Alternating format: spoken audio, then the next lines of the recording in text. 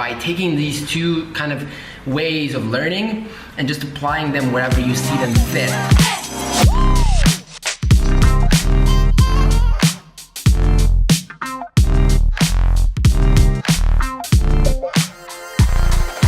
Good morning, this is Catalin, and today we're gonna have an extremely good day. We're gonna have interviews going on. We're gonna talk to some more people that are gonna be able to join the team, hopefully. Woke up like 20 minutes ago, so I'm still waking up. Didn't have time to do my morning routine today, which is unfortunate. I don't like skipping my morning routines. But it's a beautiful day, really sunny,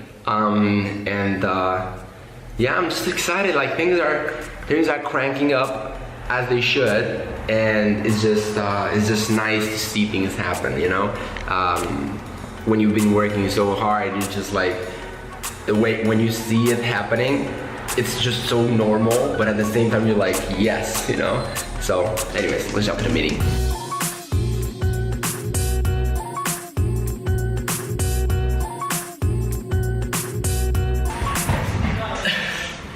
I cannot do this, it's way too hard for me.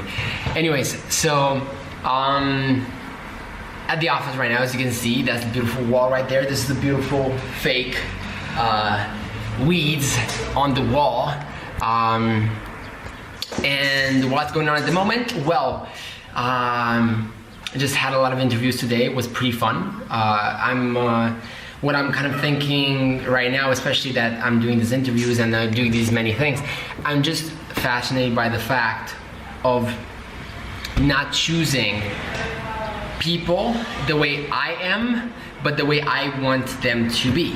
So here's what I mean. I think all of us have this bias, like we're looking after people and we like people that are like us. And what I'm trying to find is people that are the right thing, but not like me, you know? So I think that's an interesting thing to do. It's kind of a good exercise. I was really thinking about today about something that really was staying in my mind for a while, and that is the fact that I think way too many of us take things for granted in terms of if something has been told to us, or if somebody has been doing something for a long period of time, we tend to not question that, even though with little investigation we find out that is wrong. I was discussing with a team member today. There's really two ways of learning. One is top-down approach, which means you start out with a hypothesis, with something that you get by reading a book, by having a certain conditional belief, or by getting it off of someone else, and you test that with the world. And then there's the bottom-up approach, where you test stuff out, you get the feedback analysis happening, and then you do that. I think both need to work really well in order for somebody to really step up their game, you know? And what I mean by that is you need to go out and test things with yourself, bottom-up approach, and you also need to go out and take stuff that people have already figured out and do that, and do the top-down approach as well. So I think a mix of those is really, really important. Now what people do is they're either one or the other. Most people are either completely top-down, just reading books, just not testing anything by themselves, even not doing that many things, or completely bottom-up. You know, and both are stubborn to get there. I think the fascinating person is the one that takes the top-down approach, the benefits of it, and takes the benefits of the bottom-up approach and uses them both together to kind of learn the best way. So that's how I think like you really can step up your game, by taking these two kind of ways of learning and just applying them wherever you see them fit.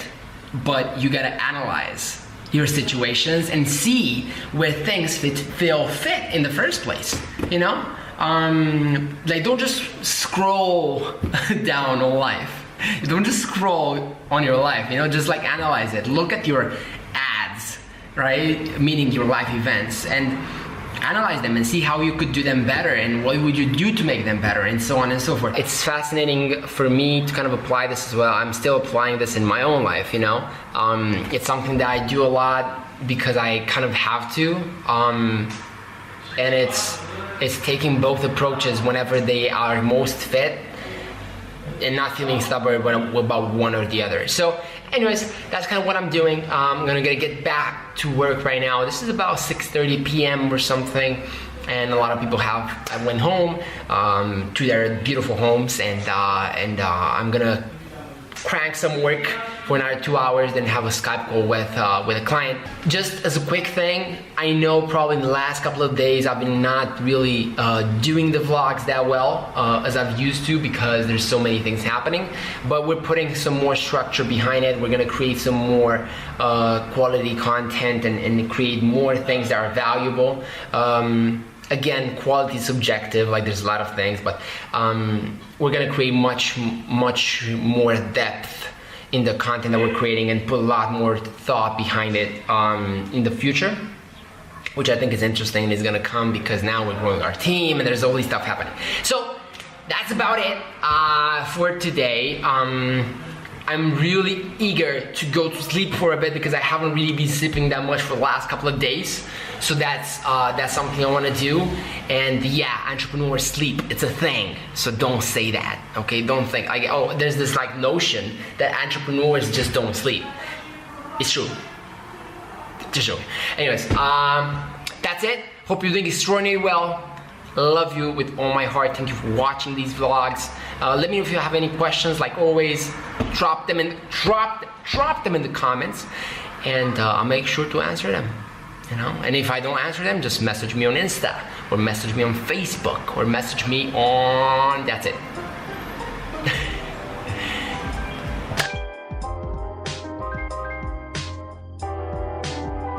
But after you've disciplined yourself, I think it's really important to kind of look at what you're doing and find the things that other people can do better and focus on your strengths.